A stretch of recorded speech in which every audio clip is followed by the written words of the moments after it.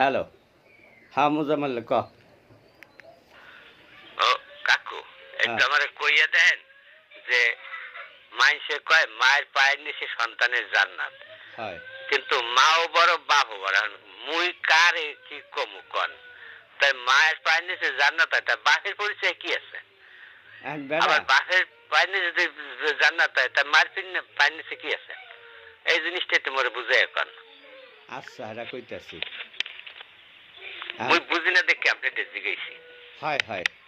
এখন হন, ঘটনা হয়েছে কি, এই দুনিয়াতে মায় চিন্তা করে সকালবেলা ঘুমাতে উঠটা যে আমার পোলায় কি খাইবে, আর বাহে চিন্তা করে যে আমার পোলায় সারাদিন কিভাবে চলবে আর কি করবে।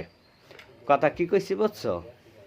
আর মায়ের আদর দেখা যায়, কিন্তু বাপের ভালোবাসা দেখা যায় না।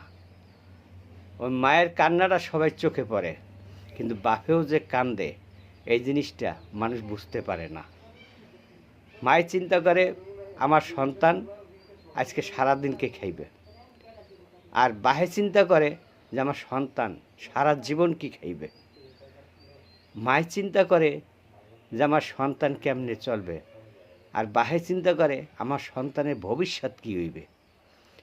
এখন তুই বেটা চিন্তা করে দেখ যে বাপ আর মা দুজনেই কিন্তু কেউ চেয়ে কেউ কম না। মা যদি বেহেশতে হয়, মায়ের পায়ের নিচে যদি সন্তানের বেহেশত হয়, তাহলে মনে করতে হইবে যে সেই বেহেশতের চাবিটা বাপের কাছে। কারণ বাপ কিন্তু কম না, এই কথাটা একটু স্মরণ রাখিস বাপ, তাইলেই চলবে, তাইলেই বুঝতে পারবি যে কেডা কদ্দুর। আচ্ছা।